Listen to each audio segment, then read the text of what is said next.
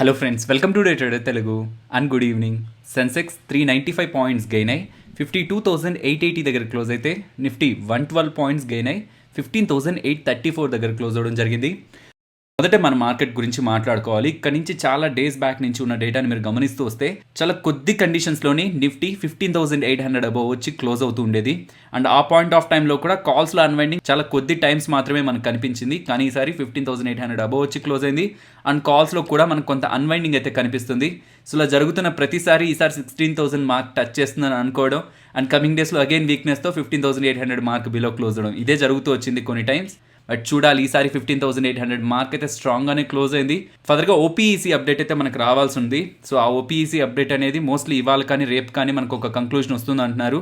And crude కూడా 76 లెవెల్స్లో trade అవుతుంది. పర్ బ్యారెల్ $76 ట్రేడ్ అవుతుంది. అది అక్టోబర్ 2018 నుంచి హైయెస్ట్ లెవెల్ అనమాట.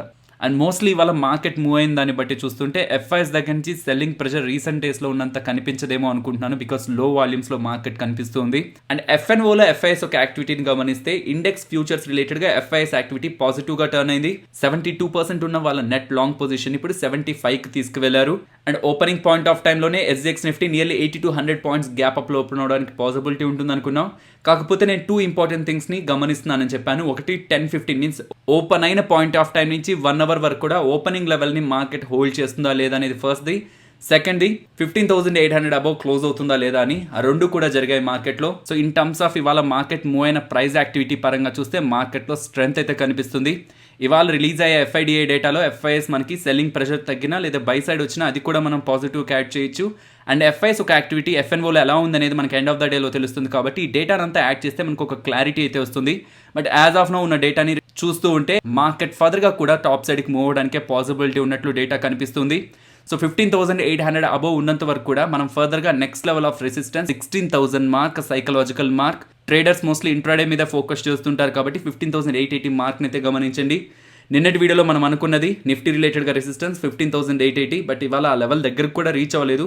అండ్ బ్యాంక్ నిఫ్టీ మనం అనుకుంది 35,260 బ్యాంక్ నిఫ్టీ రెసిస్టెన్స్. అండ్ ఇవాళ బ్యాంక్ నిఫ్టీ వెళ్ళిన హై 35,234.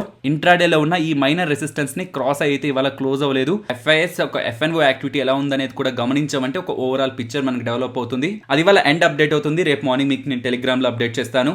సో టెలిగ్రామ్లో ఇదనే కాదు, మీరు చూస్తే జూలై 2న కిమ్స్ గుడ్ నెంబర్స్ అని పెట్టాను. అగైన్ జూలై 3న ఒకవేళ మార్కెట్ ఓపెన్ అయినప్పుడు ప్రాఫిట్ బుకింగ్తో అది ఒకవేళ ఫాలో అయినట్లయితే అదొక గుడ్ ఆపర్చునిటీ కిమ్స్ని ఫోకస్ చేయడానికి అని కూడా అప్డేట్ చేశాను. బికాస్ రిజల్ట్స్ పోస్ట్ చేసిన తర్వాత ఒక పాయింట్లో స్టాక్స్ కూడా ఫాలో అవుతుంటాయి. ఈవెన్ ఇవాళ కూడా ఓపెనింగ్లో మనకి స్ట్రెంత్ చూపించలేదు, ఒక పాయింట్లో నెగిటివ్ కూడా స్టాక్ వెళ్ళింది. అండ్ అక్కడి నుంచి స్టాక్లో స్ట్రాంగ్ రికవరీ అయితే కనిపించింది. ఇఫ్ రిజల్ట్స్లో స్ట్రెంత్ ఉందనుకున్నప్పుడు ఈవెన్ ఫాలో అయినా దాన్ని మనం ఫోకస్ చేయొచ్చు అని ఇలాంటి అప్డేట్స్ కూడా ఒక కన్విక్షన్ అయితే యాడ్ చేస్తుంటాయి. కాబట్టి ఇఫ్ మీరు టెలిగ్రామ్లో లేనట్లయితే టెలిగ్రామ్లో జాయిన్ అవడానికి అయితే ప్రయత్నించండి. టెలిగ్రామ్ యాప్ ఇన్స్టాల్ చేసి డే ట్రేడర్ తెలుగు అని సెర్చ్ చేశారంటే 2 lakh అబోవ్ సబ్స్క్రైబర్స్ ఉన్న మీకు ఒక ఛానల్ కనిపిస్తుంది. ఐపీఎల్ గురించి మాట్లాడుకోవాలి. ఇండియా పెస్టిసైడ్స్ లిమిటెడ్ ఐపీఓ రిలేటెడ్గా 20% గ్రే మార్కెట్ ప్రీమియం మెయింటైన్ అవుతుందని నిన్నటి వీడియోలో మాట్లాడుకున్నాం. లిస్టింగ్ నియర్ టు 20% దగ్గరగా మార్కెట్లో లిస్ట్ అవ్వడం జరిగింది. నెక్స్ట్ రాబోతున్న IPOs GR Infra and Clean Science IPO గురించి మాట్లాడుకుంటే క్లీన్ సైన్స్ ఐపీఓ రిలేటెడ్గా గ్రే మార్కెట్ ప్రీమియం అయితే పెరుగుతుంది. ఈవెన్ జిఆర్ ఇన్ఫ్రా రిలేటెడ్గా కూడా, బికాస్ ఇవాళ మార్కెట్ ర్యాలీ అయ్యేసరికి క్లీన్ సైన్స్ ఐపీఓ ఒక గ్రే మార్కెట్ ప్రీమియం అబౌవ్ 50% దగ్గరగా మెయింటైన్ అవుతుంటే జిఆర్ ఇన్ఫ్రా రిలేటెడ్గా grey market premium 40% above maintain అవుతుంది. నెక్స్ట్ బ్యాంకింగ్ స్టాక్స్ గురించి మాట్లాడుకోవాలి. HDFC bank, Yes bank, federal bank, Catholic Syrian bank and even IndusInd bank. వీళ్ళ banks రిలేటెడ్గా మనకి వాళ్ళ డిపాజిట్ గ్రోత్ ఎంత ఉంది, వాళ్ళ లోన్ గ్రోత్ ఎంత ఉంది అండ్ వాళ్ళ కాసా నెంబర్ ఎంత అనేది మనకి అప్డేట్ అయితే అవ్వడం జరిగింది. ఇదే మేజర్గా రిజల్ట్స్లో కూడా మనం ఫోకస్ చేస్తూ ఉంటాం. ఈ డేటా సింపుల్గా మీకు స్క్రీన్ పైన కనిపిస్తూ ఉంటుంది. సో అన్ని బ్యాంక్స్ ఒక ట్రెండ్ చూపిస్తుంటే హెచ్డిఎఫ్సి బ్యాంక్ మాత్రం డిఫరెంట్ ట్రెండ్ని చూపిస్తుంది. డిపాజిట్స్ రిలేటెడ్గా ఇయర్ ఆన్ ఇయర్లోను క్వార్టర్ ఆన్ క్వార్టర్లో కూడా హెచ్డిఎఫ్సి బ్యాంక్లో మనకి గ్రోత్ అయితే కనిపించింది.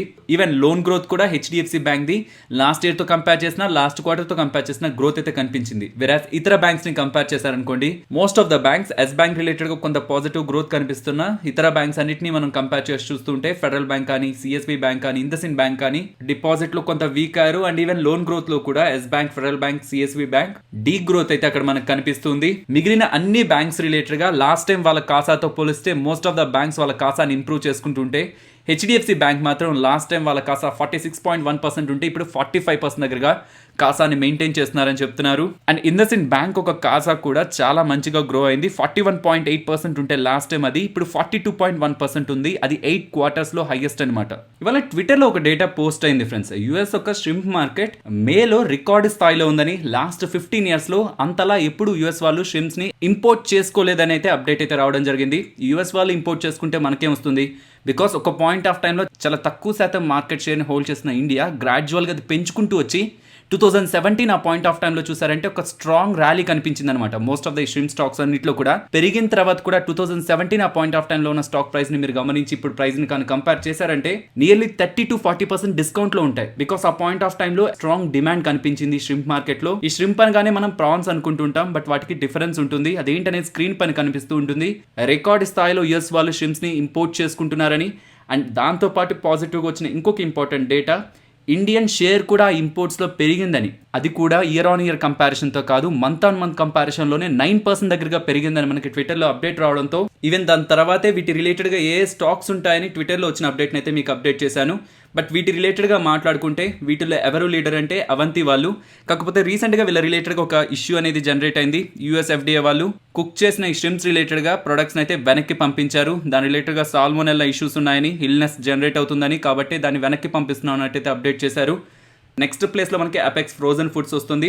అండ్ ఫైనల్గా small cap company water base, వీళ్ళు కూడా అగ్రెసివ్గానే గ్రో అవుతున్నారు ఇండస్ట్రీలో. ఈ ష్రింప్ మార్కెట్ రిలేటెడ్గా వచ్చే ప్రతి ఒక్క అప్డేట్ కూడా ఈ స్టాక్స్ రియాక్ట్ అవుతుంటాయి. నెక్స్ట్ ఏంజల్ బ్రోకింగ్ గురించి మాట్లాడుకోవాలి ఫ్రెండ్స్. ప్రతిసారి కూడా మంత్ ఆన్ మంత్ కంపారిజన్లో కాన్స్టెంట్గా వీళ్ళు గ్రోత్ని చూపిస్తున్నారు. Last year same point of టైంలో 2.15 మిలియన్ సబ్స్క్రైబర్స్ మాత్రమే ఏంజల్ బ్రోకింగ్ ఉన్నారు. బట్ ఇప్పుడు అది 5.29 మిలియన్ సబ్స్క్రైబర్స్కి వెళ్ళారనమాట. సో లాస్ట్ ఇయర్ ఎందుకు లాస్ట్ మంత్తో కంపేర్ చేద్దాం. మంత్ ఆన్ మంత్ కంపారిజన్ చేస్తే అంతకు ముందు మంత్లో 4.84 మిలియన్ సబ్స్క్రైబర్స్గా ఉన్నది కాస్త ఇప్పుడు 5.29 మిలియన్ సబ్స్క్రైబర్కి వెళ్ళారు. సో మంత్ ఆన్ మంత్ కంపారిజన్లో 9.3% గ్రోత్ చూపించారు. ఇయర్ ఆన్ ఇయర్ కంపారిజన్లో 145% దగ్గరగా గ్రోత్ అయితే చూపించారు. సో ది ఏంజల్ బ్రోకింగ్నే కాదు, ఇతర బ్రోకింగ్ ఇండస్ట్రీని కూడా పాజిటివ్గా ఇంపాక్ట్ చేసింది. అగైన్ కొంత సెల్ ఆఫ్ అయితే వాటిలో కనిపించింది. అండ్ ఈవెన్ ఇవేనే కాదు, సిడిఎస్ఎల్ కానీ క్యామ్స్ రిలేటెడ్గా కూడా, because number of people stock మార్కెట్లో పార్టిసిపేట్ చేస్తున్నారంటేనే సిడిఎస్ఎల్కి డైరెక్ట్ అడ్వాంటేజ్ ఉంటుంది. బికాస్ వాళ్ళ సర్వీసెస్ని ఈ బ్రోకింగ్ యాప్స్కి డైరెక్ట్గా ప్రొవైడ్ చేస్తుంటారు కాబట్టి. ఈవెన్ క్యామ్స్ రిలేటెడ్గా కూడా మ్యూచువల్ ఫండ్ రిలేటెడ్గా యాక్టివిటీ చూపించడానికి, కొత్తగా వస్తున్న వాళ్ళు చూపించడానికి పాసిబిలిటీ ఉంటుంది కాబట్టి అది క్యామ్స్కి కూడా అడ్వాంటేజ్ ఉండడానికి పాసిబిలిటీ ఉంటుంది. నెక్స్ట్ టాటా పవర్ గురించి మాట్లాడుకోవాలి ఫ్రెండ్స్. ఇవాళ స్టాక్ 4% దగ్గరగా పెరిగింది. ప్రీవియస్ మంత్స్ నుంచి మనం మాట్లాడుకుంటున్నాం వీళ్ళ ఛార్జింగ్ స్టేషన్స్ గురించి, వీళ్ళ రెన్యూబుల్ బిజినెస్ గురించి. చాలాసార్లు మన స్టాక్ గురించి అండ్ వీళ్ళ బిజినెస్ గురించి అయితే అప్డేట్ చేయడం జరిగింది. ఇవాళ ఈ స్టాక్ అనే కాదు, పవర్ స్టాక్స్ అన్నింటిలో కూడా మోస్ట్లీ మనకి ర్యాలీ కనిపించింది. దీనికి మెయిన్ రీజన్ జేపీ మోర్గన్ వాళ్ళైతే పాజిటివ్ రేటింగ్ ఇస్తున్నారు. అండ్ స్పెషల్లీ టాటా పవర్ని ఫోకస్ చేస్తున్నారు. వాళ్ళు చెప్తున్నది కోల్ రిలేటెడ్గా మనం ఎనర్జీని ఎక్కువగా ప్రొడ్యూస్ చేస్తున్నాం కదా, లైక్ ఎలక్ట్రిసిటీని ఎక్కువగా ప్రొడ్యూస్ చేస్తున్నాం కదా. కాకపోతే ఇండియా కోల్ నుంచి రెన్యూబుల్ బిజినెస్కి చేంజ్ అవడానికి పాసిబిలిటీ ఉంటుందని. ప్రెసెంట్ రెన్యూబుల్ సెగ్మెంట్ నుంచి 95 గిగావాట్స్ దగ్గరగా మనం పవర్ని ప్రొడ్యూస్ చేస్తున్నాం. నెక్స్ట్ 10 yearsలో 450 గిగావాట్స్ దగ్గరగా రెన్యూబుల్ సెగ్మెంట్ నుంచే ఇండియా పవర్ని జనరేట్ చేస్తుందని. ఇన్ దట్ కేస్ టాటా పవర్కి ఎక్కువ అడ్వాంటేజ్గా ఉంటుంది కాబట్టి నెక్స్ట్ 12 months రిలేటెడ్గా టాటా పవర్కి బై రేటింగ్ ఇస్తున్నారు. ఈవెన్ పవర్ గ్రిడ్కి కూడా బై రేటింగ్ ఇస్తున్నారు. బట్ ఎన్టీపీసీకి న్యూట్రల్ రేటింగ్ ఇస్తున్నారు. సో టాటా పవర్కి బై రేటింగ్ ఇస్తూ 150 టార్గెట్, పవర్ గ్రిడ్ రిలేటెడ్గా 270 టార్గెట్ అండ్ ఎన్టీపీసీ రిలేటెడ్గా 125 టార్గెట్ని అయితే ఇస్తున్నారు. అండ్ మార్కెట్ ఫాలో అవుతుంటే ఏ స్టాక్స్ని వాచ్ చేయాలని మార్చ్ ఆ పాయింట్ ఆఫ్ టైంలో వచ్చిన వాచ్ లిస్ట్లో సెకండ్ వాచ్ లిస్ట్లో మీకు టాటా పవర్ స్టాక్ కూడా కనిపిస్తుంది. సో పవర్ సెగ్మెంట్ నుంచి సెలెక్ట్ చేసి ఒకే ఒక స్టాక్ టాటా పవర్. వీళ్ళు రెన్యూబుల్ సెగ్మెంట్లోనూ ప్లే చేస్తున్నారు. అండ్ ఎలక్ట్రిక్ వెహికల్స్ రిలేటెడ్గా, ఛార్జింగ్ స్టేషన్స్ రిలేటెడ్గా కూడా వీళ్ళు బిజినెస్ రిలేటెడ్గా మల్టిపుల్ స్టేషన్స్ని ఎస్టాబ్లిష్ చేస్తూ ఉండడం కూడా మనం ఈ స్టాక్ రిలేటెడ్గా ఫ్యూచర్ పాజిటివ్గా తీసుకోవచ్చు. టాటా మోటార్స్ గురించి మాట్లాడుకోవాలి ఫ్రెండ్స్. వీళ్ళకి సంబంధించి యూకేకి సంబంధించిన జేఎల్ఆర్ సేల్స్ డేటా అయితే అప్డేట్ అయింది. ఇది జూన్ మంత్కి సంబంధించిన sales data. Month on month comparison చేసినా మనకి ఫాల్ కనిపిస్తుంది. ఇయర్ ఆన్ ఇయర్ కంపారిజన్ చేసినా మనకి ఫాల్ కనిపిస్తుంది. జూన్ మంత్లో వీళ్ళు 6166 దగ్గరగా వెహికల్స్ ని సెల్ చేశారు. అది అంతకుముందు మంత్తో కంపేర్ చేస్తే అంతకుముందు మంత్ 7858 వెహికల్స్ దగ్గరగా సెల్ చేశారు. అండ్ లాస్ట్ ఇయర్ 6400 దగ్గరగా సెల్ చేశారు. సో ఎటు చూసినా వీళ్ళు పోస్ట్ చేసిన డేటా వీక్ గానే ఉంది. ఇది సర్ప్రైజ్ అయితే కాదు, బికాస్ జూన్ మంత్ కి సంబంధించి యూకేలో కార్ సేల్స్ డౌన్ అవుతాయని ప్రీవియస్ గా రిపోర్ట్స్ కూడా పబ్లిష్ అయ్యాయి. ఈ వీక్నెస్ కూడా ఇన్ లైన్ విత్ ఎస్టిమేట్స్ ఉంది. నెక్స్ట్ ఐఈఎక్స్ గురించి మాట్లాడుకోవాలి. వీళ్ళు ప్రతిసారి పోస్ట్ చేసిన డేటా అయితే పాజిటివ్ గానే ఉంది. వీళ్ళ power market trades June month కి సంబంధించినవి 48% దగ్గరగా ఇయర్ ఆన్ ఇయర్ లో గ్రో అయ్యాయని చెప్తున్నారు. ఇవనే కాదు, ఇతర సెగ్మెంట్స్ లో కూడా వీళ్ళు వాల్యూమ్స్ పరంగా కానీ, గ్రీన్ మార్కెట్ ట్రేడ్స్ పరంగా కానీ హైయెస్ట్ గ్రోత్ ని ఎస్టాబ్లిష్ చేశామని అయితే అప్డేట్ చేస్తున్నారు. ఈవెన్ యూరోపియన్ ఎనర్జీ ఎక్స్చేంజ్ తో వీళ్ళు ఒక అగ్రిమెంట్ ని కుదుర్చుకున్నారని, సో దట్ ఎలక్ట్రిసిటీకి సంబంధించిన డెరివేటివ్స్ ని ట్రేడ్ చేసుకునేలాగా అగ్రిమెంట్ ఉంటుందనేలాగా ఎంసెక్స్ వాళ్ళైతే అప్డేట్ చేస్తున్నారు. ఇవాళ మోస్ట్లీ మెటల్ స్టాక్స్ పాజిటివ్ గా రియాక్ట్ అయ్యాయి. కాకపోతే ఉన్న update negative, specially steel stocks related గా. కాకపోతే దీన్ని most of the broking agencies last 1 week నుంచి అప్డేట్ చేస్తూ ఉండడంతో, మీన్స్ నెక్స్ట్ వీక్ లో మనకి ఇలా జరగడానికి పాసిబిలిటీ ఉంటుందని కంటిన్యూస్ గా అప్డేట్ చేస్తూ ఉండడంతో ఆల్రెడీ స్టాక్ ప్రైస్ లో ఇది ఇంక్లూడ్ అయినట్లుంది. కాబట్టి ఇవాళ మనకి ఎక్కువ ఫాల్ కనిపించలేదు. వచ్చిన అప్డేట్ స్టీల్ స్టాక్స్ రిలేటెడ్గా వచ్చిన అప్డేట్, స్టీల్ ప్రైజెస్ని, domestic steel prices HRC coil ప్రైజెస్ని 1500 to 2000 రూపీస్ దగ్గరగా పర్ టన్ కట్ చేశారంటున్నారు. సో అది స్టీల్ కంపెనీస్కి నెగిటివ్. బట్ టాటా స్టీల్ రిలేటెడ్గా ప్రొడక్షన్ అండ్ సేల్స్ డేటా అయితే అప్డేట్ అయింది మనకి. సో సేల్స్ రిలేటెడ్గా అండ్ ప్రొడక్షన్ రిలేటెడ్గా అయితే కొంత వీక్నెస్ కనిపిస్తున్నా అది ఎస్టిమేటెడ్ కంటే బెటర్గానే ఉన్నాయన్నమాట. నెక్స్ట్ వేదాంత వాళ్ళకి సంబంధించిన సబ్సిడరీ అయిన స్టెర్లైట్ పవర్ ట్రాన్స్మిషన్ ని మార్కెట్లో తీసుకొచ్చి ఐపీఓగా తీసుకొచ్చి లిస్ట్ చేయాలనుకుంటున్నట్టు, అండ్ ఇది బై 2021 ఎండింగ్ లోపు చేయాలనుకుంటున్నట్లయితే అప్డేట్ చేస్తున్నారు. నెక్స్ట్ ఇన్ఫో ఎడ్జ్ గురించి మాట్లాడుకోవాలి. జొమాటో కానీ పాలసీ బజార్ కానీ కమింగ్ డేస్ లో మార్కెట్ లో హై వాల్యుయేషన్స్ లో వచ్చే లిస్ట్ అయితే అది ఇన్ఫో ఎడ్జ్ కి అడ్వాంటేజ్ అనుకున్నాం. ఇక్కడ ఇంట్రెస్టింగ్ గా ఒక ఇంపార్టెంట్ ఈవెంట్ జరిగింది.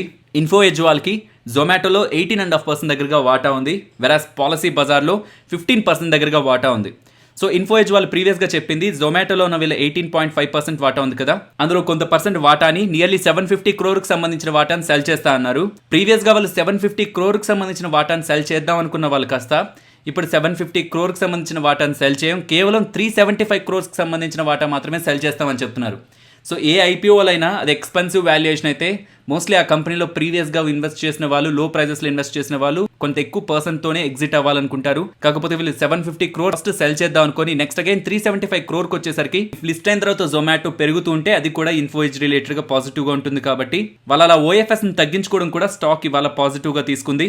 ఇక్కడంతా కూడా వాల్యుయేషన్ అన్లాక్ అవ్వడమే, జొమాటో ఏ వాల్యూలో ట్రేడ్ అవుతుంది మార్కెట్ అనే దాన్ని బట్టి వెంటనే ఇన్ఫో ఎడ్జ్లో కూడా వాల్యుయేషన్ రిఫ్లెక్ట్ అవుతుంది. నెక్స్ట్ వ్యాక్సిన్ రిలేటెడ్గా ప్లే చేస్తున్న పెనేషియా బయోటెక్ గురించి మాట్లాడుకోవాలి. స్పత్నిక్ వి వ్యాక్సిన్ రిలేటెడ్ గా వీళ్ళు రష్యా వాళ్ళతో April 6th ఒక డీల్ ని కుదుర్చుకున్నారు. 100 million doses ని వీళ్ళు నెక్స్ట్ కమింగ్ మంత్స్ లో తయారు చేసి ఇస్తారని. కానీ పెనేషియా బయోటెక్ వాళ్ళు ఇది తయారు చేయాలంటే DCGI దగ్గర నుంచి అప్రూవల్ కావాలి, అది ఇవాళ రావడం జరిగింది. డీల్ లో భాగంగా వీళ్ళు నెక్స్ట్ 100 million doses అయితే తయారు చేయబోతున్నారని, అండ్ ఈవెన్ అవి ఎక్స్పోర్ట్స్ కూడా వీళ్ళు చేస్తారని ఇంట్రోడే సెషన్స్ లో చేసిన అప్డేట్ తో స్టాక్ లో ఇవాళ మనకి ఇలా మూవ్ అయితే కనిపించింది. Next Nifty and bank Nifty support and resistance. Support 15,750 దగ్గర గమనిస్తున్నాను, అండ్ రెసిస్టెన్స్ 15,880 దగ్గర. Bank Nifty support 34,840, resistance 35,260 immediate resistance. కాకపోతే దగ్గరగా ఉంది కాబట్టి గ్యాప్ అప్ లో ఓపెన్ అయితే 35,380 అండ్ ఆ లెవెల్ క్రాస్ అయితే 35,620. Next Nifty option chain data అని మాట్లాడుకోవాలి ఫ్రెండ్స్. నిన్నటి వీడియోలో మనం మాట్లాడుకుంది for safe side 15,500 to 16,000 range గా చూడొచ్చు అనుకున్నాం. సో ఇవాళ గమనించండి అబోవ్ లెవెల్ క్లోజ్ అయ్యేసరికి 15,800 దగ్గర అండ్ ఈవెన్ 700 దగ్గర కూడా స్ట్రాంగ్ అన్బైండింగ్స్ కనిపిస్తూ ఎక్కువగా ఫోకస్ మనకి 16,000 దగ్గర కనిపిస్తుంది. 16,000 నెక్స్ట్ లెవెల్ ఆఫ్ రెసిస్టెన్స్ గా కనిపిస్తుంది. అండ్ సపోర్ట్ పర్సనల్ గా నేను గమనిస్తున్నది అయితే 15,500. ఇప్పుడు మీరు చూస్తున్నది monthly expiry data, but data ప్రకారం చూస్తుంటే మాత్రం వీక్లీ అండ్ ఈవెన్ మంత్లీలో ఉన్న డేటాను కంబైన్ చేసి చూస్తుంటే 15,600 ఆ లెవెలే క్రాస్ చేయదని పుట్ రైటర్స్ అయితే బిలీవ్ చేస్తున్నారు. సో ఫైనలీ ఇది ఫ్రెండ్స్ మన వీడియో.